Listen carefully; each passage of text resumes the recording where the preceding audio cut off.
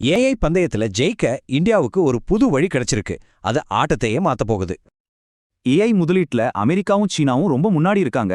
ஆனா பணம் மட்டும் வெற்றியே தருமா? GPT-5 மாதிரி ஒரு டாப் டயர் மாடலை உருவாக்க 4200 கோடி ரூபாய் தேவைப்படலாம். ஆனா இதுக்கு வேற ஒரு வழியும் இருக்கு. ஒரு சின்ன சைனா ஸ்டார்ட் அப் இந்த ரூல்ஸையே மாத்தி எழுதிட்டாங்க. இவங்க தான் DeepSeek. ரொம்ப கம்மி செலவுல ஒரு உலகத்தரம் வாய்ந்த ஏஐ மாடலை உருவாக்கிட்டாங்க. அவங்களே சொல்றாங்க இது GPT-5 லெவல் பர்ஃபார்மன்ஸ் கொடுக்கணும். ஆனா செஞ்சது ரொம்பவே திறமையா.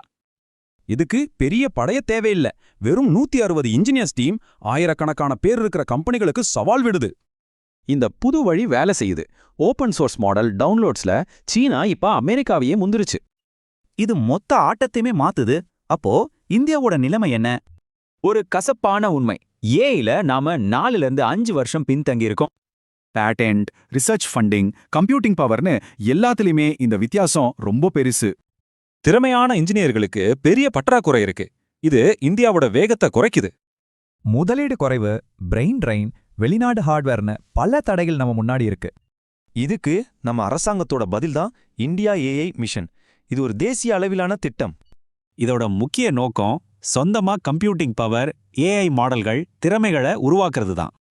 ஆனா டீப்சீக் கதை இந்தியாவுக்கு ஒரு புது வழியை காட்டுது. புத்திசாலித்தனமான ஒரு வழி. இனி நம்ம வியூகம் திறமையில கவனம் செலுத்தி சொந்தமா ஹார்ட்வேர் கெப்பாசிட்டியை உருவாக்கணும். அப்போ இந்த புது வழியில போனா இந்தியாவால இந்த ஏஐ பந்தயத்துல ஜெயிக்க முடியுமா?